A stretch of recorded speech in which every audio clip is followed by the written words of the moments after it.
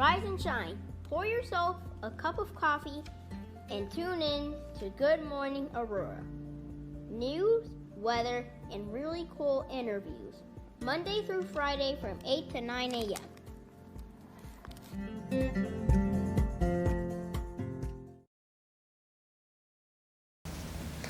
All right. Good morning, sir. How are you? Good morning, Curtis. I'm well, thank you. All right. So for our listeners and our viewers, let us know who you are and where you're from. Well, I'm Dr. Matt Harrington. I live here in Aurora in the Riddle Highlands, obviously. And I am the CEO of Ammo Coating System, which is a technology-based company that invented the technology to serialize ammunition so we could track that back when found at a crime scene instead of the technology being used today, which is outdated and archaic. I'm also the founder of the nonprofit called Lions for Lives, which basically goes around to help with legislation for gun violence issues. Okay. All right. And unfortunately, I would say that work has been booming. Unfortunately, in the rise, violence going on and shootings and everything taking place. Yes. Unfortunately, like just this year, we'll probably see towards the end of the year, well over 800 people have been killed and almost 4,000 people shot. Right now, we're already over 3,000 people shot and over 600 people already killed this year. Correct. At an average of basically 5 people shot a day. It's really out of control. I mean, to look at a whole thing, that in the last 10 years, we've had over 20,000 people shot, and we've had close to 4,000 people killed. In the same time period in the Afghan war, we've only had 2,500 soldiers killed. Right. I mean, clearly we're in a war zone here, and we just haven't recognized the problem. Where were you born and raised? I was born in Chicago. I was raised in Oak Park. Okay. So quite a vast background, I would say. In Oak Park, they would say big lawn, small minds. That's Yes. right. Yep. But my mom was a nurse, and so she always talked about how to be of service to the community, when you can. That preempts my next question. What impacted your mom growing up? What impact did your mom have in your life? Oh, well, she was, a superhero. And now, from her passing several years back, she looks, as we all would like to think, more saintly, right? Because she had to raise 5 kids by herself, work double shifts as a nurse at a Westside hospital as the emergency room nurse supervisor. And to do all that, and not go crazy is an amazing feat, because it's not raising children alone and keeping them on the right track. Wow. So, what is your educational background? Oh, thank you. I studied political science and business, University of Illinois, Northeastern Illinois University, Triton College, and then I went online to a university which has really no major standing. To get finish up a bachelor's and a master's degree, which then we find out later, over a decade later, that the college goes defunct because they were just stealing money from people. But this is back in the internet in 2003 when things were just starting up, so no one knew. Right. First crack at it, basically. Yeah, right? Okay, let's try this. But it's not like I'm doing brain surgery. And I was honored with my doctorate degree from the Chicago Baptist Institute and Dr. Willie Wilson, who was it's been a great mentor to me over the course of years. Wonderful. All right, so Ammo Coating Systems. Yes. Tell us how it started. Where did it come from? What's its inception? Well, thank you. It started in Washington State. That's where the company was formed, Seattle, by a man named Russell Ford and Mark Stevens. And basically, in Seattle, unlike here, there's not a lot of gun violence back at this time, just 2006. And some 5-year-old child was shot in the head by a drive-by, right? People up in arms. Russ tried to figure out, there has to be a way to track this back. So working with Crime Stoppers, they came up with this idea of serialization of ammunition, but then the really key was to have that implemented and stored to the barcoding that's on the box that everybody, When you purchase a box Yeah. of ammunition. Yeah. Okay. Because, there's a 1 quintillion possibilities on a standard keyboard for serialization. Right. They make 30 billion bullets each and every year, but you're not going to have 30 billion different serial codes. What you want to do is there'll be a batch of 1,000, Right. And this box of 1,000 will have that one serial definition for that whole box, and that'll be tied to the barcoding. So when somebody buys it with their credit card, especially now online, because people don't go to gun stores, FedEx is shipping death right to the doors, and so then they take them out the garage and sell them out the back. And this will now track all that back. We'll have the ability to really put accountability and responsibility back on these little weapons of mass destruction. So the way that it will reverse so basically, police responds to the crime scene. Right. We find the shell. Right. That shell was part of box of ammunition X. Right. Which was purchased in the city, this state, this locality to this gun store. Right, exactly. What happens, those numbers will have a serial number of 7 string, and they're around the casing itself. Right? And they're micro laser engraved, so it's very small, refined numbers. And then they're also on the heel of the bullet itself. Right? So they're on 2 different parts. So there's 100% of the bullet that is now covered by this technology, because as you know, revolvers don't expel shells, right? But automatics do. So this covers both of these, and this technology then, when found on the crime scene, with this little bit as a magnifying glass, is this technology was tested by the California Department of Justice and the San Bernardino Sheriff's Department, hundreds of rounds of various calibers, and they found this to be 100% reliable. With this little bit of magnifying glass, they pulled up the slug that went into a car door, and they looked at it through there, and it was able to read the numbers, all the numbers.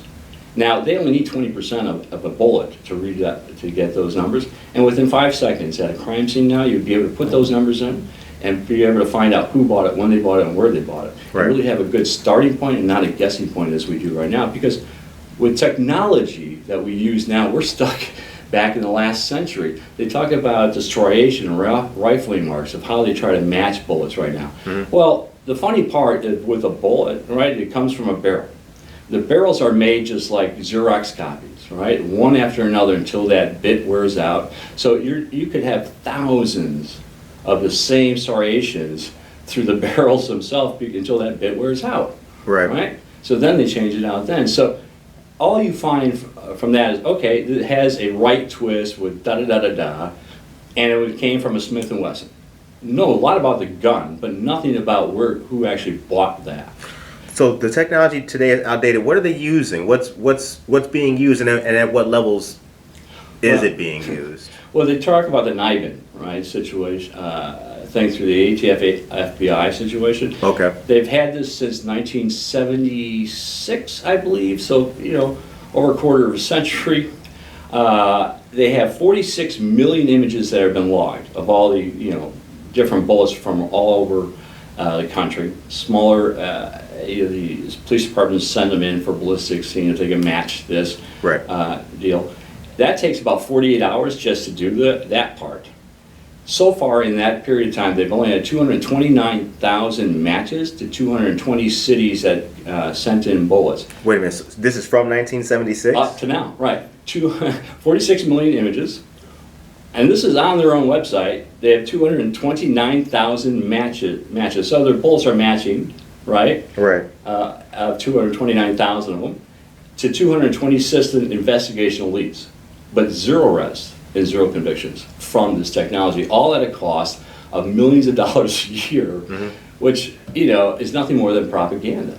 Because we've seen it in the past with Chicago, Rahm Emanuel and Lori Lightfoot, they bring in the ATF and FBI with this NIBIN trucks and trailers and vans. What is NIBIN? Let me stop real quick. We got a lot of acronyms and everything on this show. We got to... Right. Well, I'm not going to get this correct. Okay. But it's the National Ballistic Informational System that the FBI uses. Okay. NIBIN, BIN.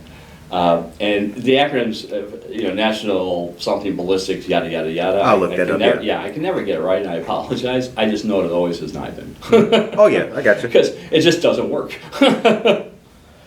Sounds like you NIBIN'd it. Sounds Yeah. kind of Yeah, right. De-NIBIN it. yeah. So, this technology is outdated, doesn't do anything, but the powers that be love to try, trace it out and say, look, we're going to do something. All you're doing is acting stupid faster. Okay. Now, when I think when the general public thinks about the crime situation and gun violence and everything, they would most likely default to the fact that if there were less guns on the street, there would be less shootings and violence. Do you subscribe to that belief, or is there more to it? What's your opinion? No. Yeah. Because the thing is that we have 500 million guns in America alone. And the statistic shows, now, I have no problem with somebody owning a gun legally. I want to make that clear. But some people should not be having guns. But we have 500 million guns alone in America. For only 322 million people. That's men, women, and child. So allegedly we have almost 2 guns per every person. I don't own one. So somebody has my 2. But here's the thing. Even if you try to take away guns, you can't do it. It's a Second Amendment right. But it's a privilege to buy ammunition, hence why we have a FOID card, and we go through process of limiting the ages of 18 and 21 to buy certain ammunition. Sure. And even licensing those guns. So I think the better thing is to say we can't control the gun. We don't know where the gun's at. We can know maybe what type of gun it is when we find a shell or a slug at a crime scene. But what can we do better now? That overnight could be done. We can implement this system within 6 months. Reverend Jesse Jackson wrote a letter to the President of the United States on our behalf, demanding serialization be at the forefront of any all-new gun legislation, because he knows that trafficking of ammunition is the key if we can start tracing that back. Because as we just saw in Chicago, a shootout right in front of the police. 5 guys jump out of a car, they start shooting into a house, those guys return fire. Kim Fox refuses to press charges. They say it's a mutual combatant situation. You're talking about the recent, the recent, as in like a day ago. Yes, yeah, a couple days ago. Yeah. A couple days ago. And, they have it on body cam, right? And, okay, you want to say mutual combatant. What about who got the guns and where the ammunition comes? Because that's illegal. Trafficking of ammunition and guns are illegal. Now, because this has come up before in different interviews that we've had, is that not a problem in the justice system and charging under the purview of the state's attorney rather than the gun issue? Which is the larger issue there? It's a whole, you can't take one without the other. It's like the chicken or the egg, because one will always be with the other. The violence will be there, but there's a self-proclaiming, my friend Tio Hardiman says, Black Death is a hustle, right? He says everybody's making money off of this, but the people aren't getting justice for this, right? Mothers keep crying because their babies are dying each and every day. The politicians show up and do their crocodile tears show, and I've been at many press conferences with these guys. They talk about, I want to know and do this, and yet they ghost you. They ghost the moms. They ghost everyone. And we keep really electing these guys? Really? That's on us. We have to start saying we deserve better as a person, as a community. I find it sickening that somehow we made a trade over the years for a safe passage to get to a school, to get to a store, versus a fully safe community, right? When did we make that deal? Who made that deal for us? Were we too busy looking at, our phones? A lot of this happened prior to Facebook and anything like that. Right. Why were we asleep on this? Okay, so ammo coding systems. Yes. It begins in Seattle. Yes. How did it transfer to Illinois or move to Illinois? Or is it in every city? No, it's not in every city. In 2006, they came up with the the technology. They patented it, Russ and Steve did. So they then started going around and trying to get legislation done. They had it going in about 13 different states at that time. It sort of petered out a little bit, because the NRA is the NRA. They were, flying their private planes and bringing in their expensive suits and spending a lot of money to try to keep this from going, because they understand this is the game changer. This is bullet DNA. So it sort of dies down. I find out about this type of technology because I've run campaigns for many years, Sure. and I always look for how do I approach the gun violence issue without, trying to take down a Second Amendment. Right. And I said, well, okay, they talked about originally ballistic fingerprinting back in 2008 when I was running the Berlin Democrats out there, and that was using inspiration. And Baltimore sort of said, hey, I like that idea.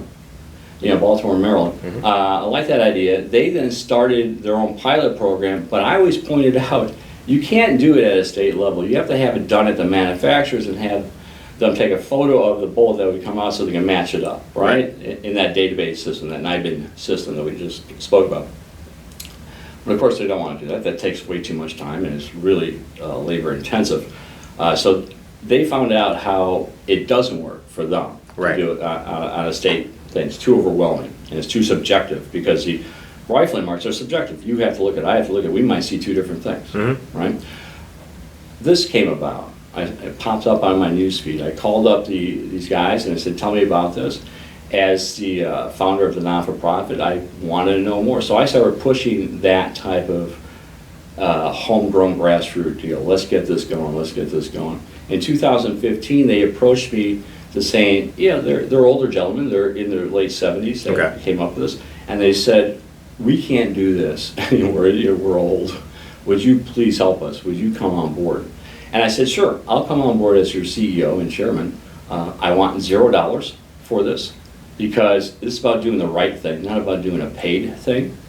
I told them that any money that we charge to the manufacturers, which is between 3 to 5 cents per bullet that would be charged, after taking care of the facility, the machinery and stuff that has to always be done, then half of that money, the remainder, has to go back to the communities, and that's broken down by the amount of sales in the community. Obviously, California will have probably more ammunition sales than Rhode Island because of the size of the state, right? So that's tens of millions of dollars that go back directly into the communities for microloans, housing assistance, even mental health deals. And it could even help with the police department refunding some of the stuff so they get mental health services in the police department when they go to domestic calls or dealing with somebody who's having a mental breakdown and try to de-escalate better than having an escalation where it just comes out to be bad for all parties. Right?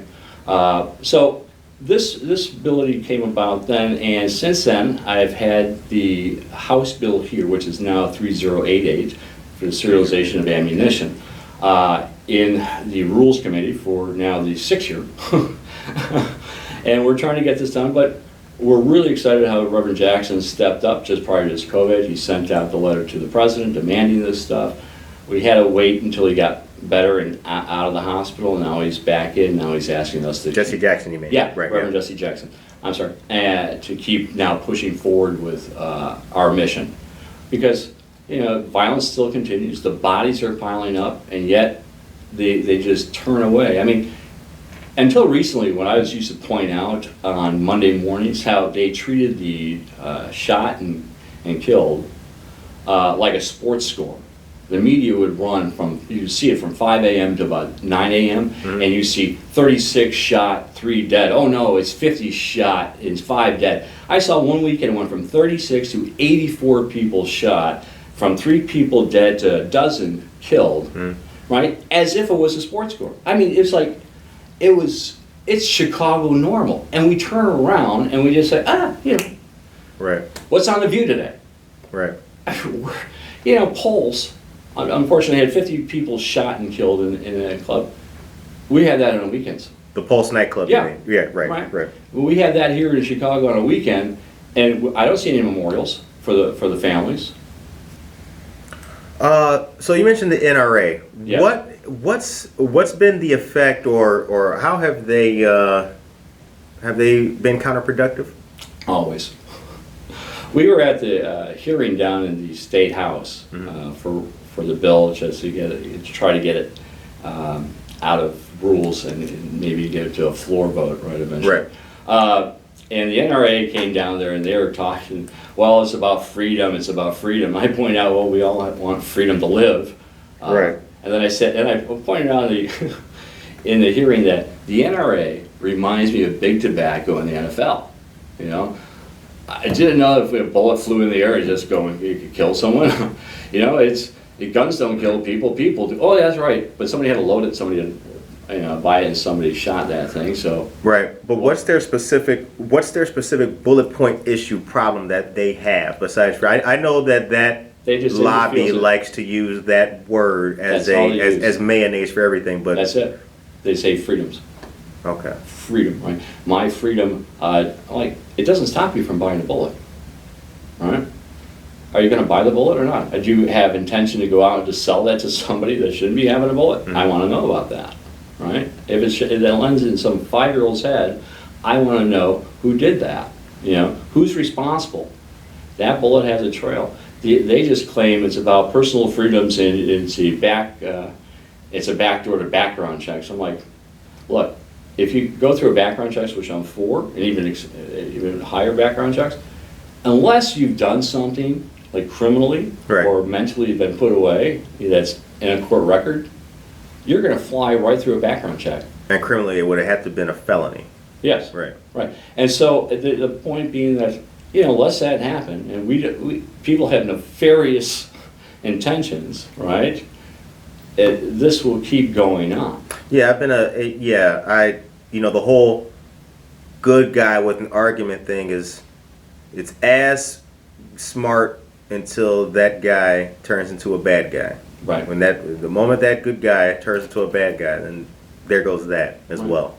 Well, even our mass shooting that we had in Aurora here, right, at Henry Pratt, the mayor and the police department and state all got letters stating, please, this guy has a gun, you can't have it anymore. These Ford card was revoked. They're supposed to go get this stuff.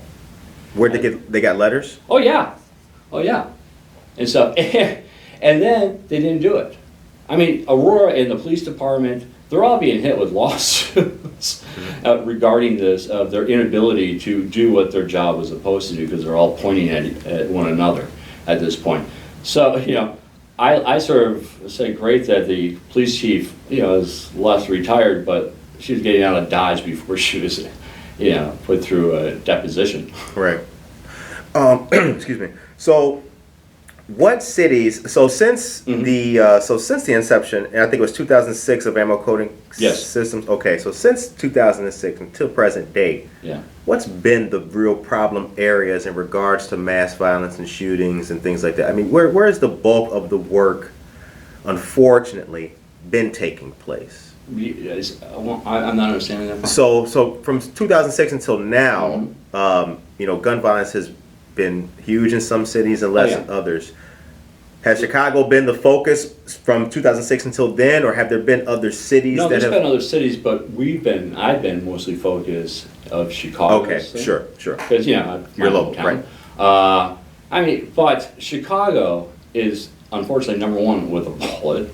Right. They love to put out this list. I laugh at every time I see it. Those charts say St. Louis is more dangerous than Chicago. They're number one with shootings and deaths, right? But you know what they do? They do that on per capita. So St. Louis, the city, has 325,000 residents, right? Chicago has 6 million. So, if you did per capita, that's 100 murders per 100,000, they're saying. But ask a mother here, what is greater, 300 deaths or 800 deaths? Right. There's a greater number there.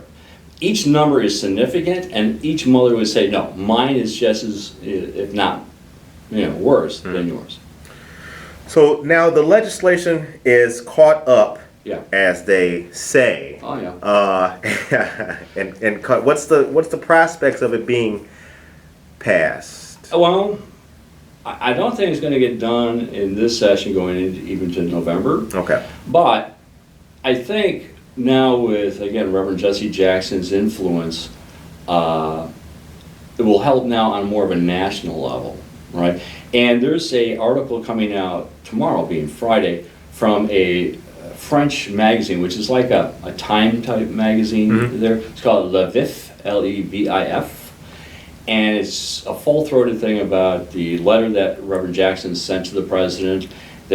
I think the article is sort of saying that America has an addiction to gun violence, and we need to step up as like the older brothers or sisters, because we're only less than 300 years old, right? And they don't like guns over there. The French no, and Canada doesn't like it. So I think that's going to have some motivation, saying, hey, you can't import your death here without some sort of accountability and responsibility. There would seem to be, taking a look as with the novice eyes that I have, there would seem to be no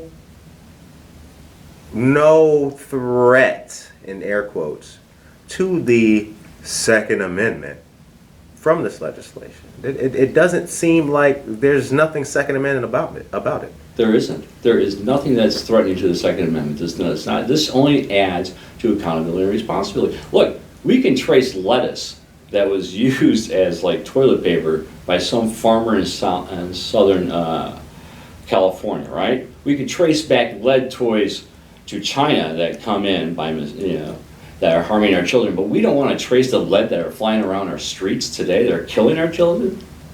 Come on now. Right. This technology exists. This technology has been proven. It does not interfere with anybody's ability to buy something, but if you are causing or being nefarious with this, where all you care about is the Benjamins instead of people's lives, then yes, I want to make sure that we catch you. Right. Because you're part of the problem. You're not the solution. Now, you're also the founder of Lines for Lives. Right. Lines for Lives was created before ammo coding systems. Actually, it was created somewhere after ammo coding system was. Okay. But mine had no relation to them. Okay. Mine was about to push a legislation for gun violence. That's lines, drawing a line in the sand for lives. Gotcha. And that's where it just happened in workouts. Right. That we now coincide in really good. But that's going to be working really heavily with Operation Push, the non-for-profit Lines for Lives, once this is going, because the monies want to be somewhat supervised by an organization that really knows the community. I'm sure the United Way would like to do things, but the monies that we want to go directly back into the communities. Operation Push being the Push Coalition. Yes. Okay. Rainbow Push. Okay. What's a typical day like in the life of Dr. Harrington? Well, it starts about 3 a.m. In the morning, and I get calls that come in from New Zealand and Paris and things. I get briefs from a 3-star general, General Ronald Lewis, several days a week on different security situations. And then it's just dealing with the day-to-day things of whatever it does. But I'm lucky I get to be at my house, right? I don't have to go down to an office someplace. So it's just nothing exciting, It's just one of those things, except when people need me, right? Right. I then I try to offer whatever assistance I can. Has your work taken you outside the country, or where have you been? Any notable trips during the time of doing this? Well, somewhat, yeah. In 2009, I was in Ireland with 41 other lawmakers from Illinois. We went on an 8-day junket. Okay. Yeah. I see they have more castles in Ireland than in England, I think. Yeah.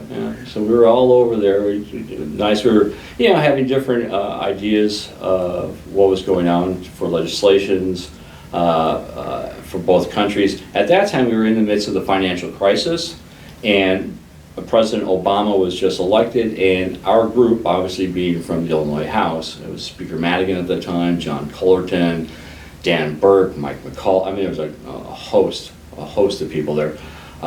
So they want to know how the financial, reckoning, the collapse that we almost went through back then, was having an effect in Ireland, because we were getting a lot of money originally coming in from Ireland for investments, right? For condos and stuff like that. Next thing that dries up, and they're taking almost $500 million a day in to borrow to keep their economy alive. $503 million $503 million a day they were taking in. They had to borrow each day during that time just to stay alive. Holy cow! Right, so it's totally more than a 180 return of what they were going out versus what they had to now borrow and plead and stuff. And the euro was really whacked at that time. Right, yeah. So that was fun. I've been to China, Hong Kong. What's that like? Hong Kong is loud. Loud? Okay, all right. It's loud. Taiwan is even sort of fun. They have stuff called stinky tofu. Man, this stuff smells like a dead skunk. And they love it. I mean, the worse it smells, the longer the lines for this stuff. So I've been around the world at times. Not as many places I would like. I got bucket list places, but we'll see what happens. Okay. What does America mean to you? America is about hope and about actually dreams. Look, it's the only place that I know that you wake up each and every day and think that you can change the world. It's the only place that I know that you can try to come up with an idea and make it into a billion-dollar company, right? That employs thousands of people and can change people's lives. But it's also a country that, with our freedom, we sometimes forget the responsibility that belongs with that, as we saw from January 6th uprising, right? Right. I mean, the misinformation that comes out nowadays and how we are now sucked into little cliques, it's worse than it was in high school in some ways, right? Jocks over here, pretty girls over there, nerds over here, right. Goth over there. It's just online, and it's 20 times worse.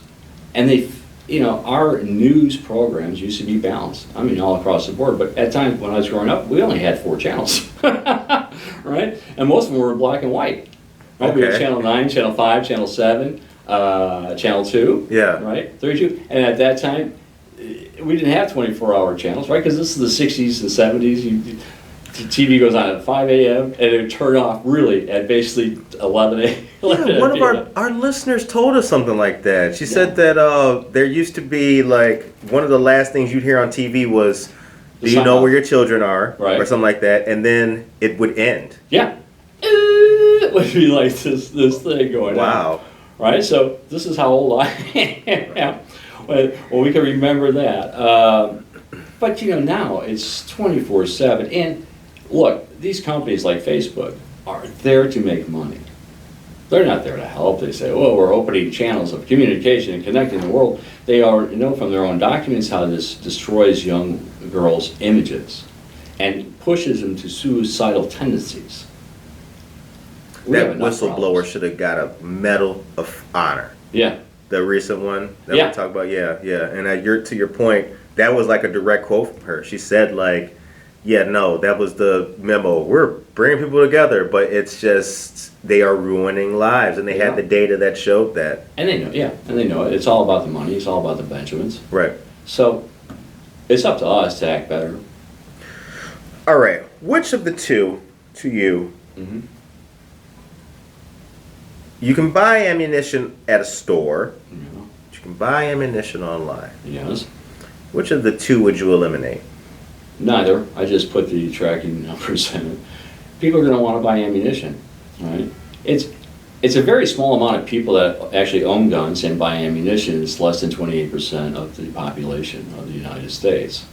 So a very small group is threatening the larger group because they don't want accountability or responsibility, just like they don't want vaccines. Right. The vaccine we have for gun violence is serialization of ammunition, it's bullet DNA. Numbers don't lie, you can track them right back, right? So just put it on there. And if you're doing something wrong, we're going to find out about it. Right. What are we scared about? What are you scared about is the question. I mean, you're yelling about don't put numbers on my bullets. Why? Why are you asking? Why are you so threatened by that? You know, can't be because of freedom. Unless you're doing something wrong, no one's going to become looking at you. Right. Have you been working with any police departments? Which ones, and what's their opinion of this? Yeah, we worked with, well, the Secret Service, California Department of Justice, San Bernardino Sheriff's Department, Crime Stoppers. Jim Food is executive director at that time. Before that, I think he was executive director of law enforcement technologies or something. I get it wrong, and I apologize, Jim, for that. You know, but he was really significant. Here's a guy who was a 30-year SWAT commander, and he helped us get this tested and give us the feedback of what should really be done. So yeah, we've had some really good input from law enforcement. But here's the other thing that the Chicago police sergeant over the training division was talking to us about the serialization, and he's like really fascinated by it. But he also pointed out, he goes, look, we, like many cities, give our officers ammunition, allegedly for target practice, right? Yeah. But they don't target practice there all the time. They're out at their own target practice or stuff. And he pointed out, if we are giving something that costs a lot of money away for nothing with no accountability, we don't say, come back with those 500 shells that we just gave you before we give you another 500, how do we know that they're actually using for what they said? Wait a minute. Right. So you could take 500 bullets, let's say, as a police officer, for training purposes. I'm going to go and just go back a week later and say, I need another 500. Right. But you're not bringing back the 500 shells, right? There's no accountability of that, saying, yeah, I practiced here, right? Well, yeah, police department, like, I only have experience in the military. So right. when you're firing and doing your training and everything, there is no possibility for that ammunition, or that spent ammunition rather, to leave facility X. So, you know, not to speak for the Chicago Police Department, but I think that would be kind of a moot point, right? That ammunition is not leaving, would not have left, could not possibly have left. Left where? Their training facility. So there's no danger of it leaving and needing to. They get the bullets when they ask. And all he was trying to point out is that if you get something that costs a lot of money, not everybody was raised by the same mom, and if they can get something for it, money, drugs, whatever, right? There's no accountability or responsibility to say what happened to those other 500 bullets. That's what he's trying to point out. That officers could potentially siphon off or get rid of the ammunition. Right. And also in the African American community, for the last 2 decades that I've been involved with Tio Hardiman and Eric Russell and those guys, they've always said that, look, it's not just black on black crime here, shootings. There's other people, and they always alluded that it might be, you know, officers going around, some of them getting revenge for other stuff. And no one took it seriously until recently when they found that young African American man that was out at 2 a.m. because he's autistic, he was having an episode. And this cop, off-duty sergeant, Chicago sergeant, got out of his car and started firing at him. Now, if this wasn't caught on a video surveillance, they would he called off over the radio saying somebody tried to fire at him. Obviously, had a backtrack once they found that. Right. But, you know, if it's not that, it's gang members, and just take off. So, you know, again, what was always an urban legend, at least, was proven once, and that's not always a one-off. All right. That's interesting. Okay. So what's next for ammo coating systems, and what's next for Lines for Lives? Well, we're going to continue the fight to bring about legislation, to bring it to leaders' attentions. I think now, again, with Reverend Jackson's help, this now elevates it to a new level, right? It takes it to an international level because he was recognized by the French government. And I think that article that's coming out that reaches 5 million people is going to be extremely effective. Okay, and that's the article in Lviv. Lviv. Okay. Lviv. Is that online? Is that a? Yeah, just an online thing. Also, they have a circulation of about 100,000, but their online hits weekly is 5 million. Okay, all right. Have you ever done any target practice or any shooting of any kind? Oh yeah, when I was a kid, I even got a merit badge from Boy Scouts because they had marksman's thing. So, But yeah. not since doing this work? No, I haven't really. No, my brother, my late brother, was the gun guy, Okay. and so not me. Okay. So I think that when I look at the news, or when everybody looks at the news now, you know, we see the shootings increase, brazen Yeah. daylight shootings. There was one like River North, Yeah. right outside of a Starbucks or something like that. Or rather, has the time passed for ammo coating systems and lines for lives? Well, I wouldn't say the time's passed. It's just past due that it should be done, Okay. right? Right. Because if we would have done this 3 years ago, with the pandemic that is right now, there's a shortage of ammunition allegedly. Now, what they're talking about shortage is more like the rifles, you know, for hunting and stuff. Not handgun ammunition, Right. Small arms ammunition. That's flying off the floors as soon as they have 21 million new gun applications that they're backlogged on in the United States. So the shortage is what they're projecting for 21 million new gun owners, right? It's past due. We should have had it done. We'd be in a better position right now because everything that's going off would have that number on it right now, right? Right. So what's stopping us? It's the will to do it. It's not the money, because it costs zero for any government agency.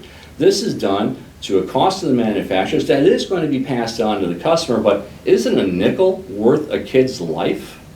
Isn't a nickel worth a safer community? It would raise the price of ammunition. Yeah, a nickel a bullet, right? So 20 would be an extra buck, but at this time, bullets are, the cheapest that I've seen are $68 for a box of 50. So if I'm going to charge you another buck, basically, what's the matter? Right. Right? Because that money's going back to the community. Right? That money's going directly back to the community and promoting safety and then building trust back to the police departments. Because if they're not solving crimes, if they're sitting back, just we just saw in Chicago, watching the gunfire go on and just throwing their hands up, then get rid of law enforcement. Right. It's not worth it. I mean, we're just the Wild West again. Right. You know, Chicago normal. It's just how many dead, how many shot. Let's move on. What's on the view? Quite unfortunate. Quite unfortunate. It is. Yeah. It's sad. Yes. It is sad.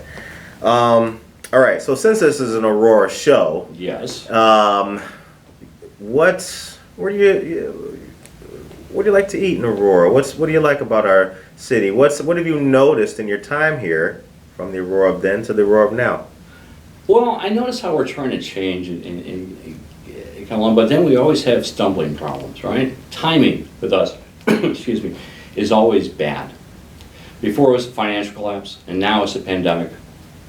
Our restaurants, I love Two Brothers. I go there quite often. There's a couple little hole in the walls in the Northgate area that I go for some tacos. I love them. Generally, that's about it. I cook at home more or less because we haven't been out to any restaurants. Oh, Harrington's inside Geneva. Harrington's. Right. They're great, you know. All right. So the show ends on a positive note. Yes, I hope so. What is your message today to the people of Aurora? I want them to know that I'm not a person who just here one day and gone the next. I try to be a service to our community. And if you need help, that you feel that you're not being heard, reach out to me. I'll see what I can do to help you. I've helped with areas where serial killers, I help now with gun violence. I want to be of help to you because Aurora has the best days yet to come, but it takes us all to work for that. On behalf of Good Morning Aurora, we appreciate your time, Mr. Harrington, Dr. Harrington, very much.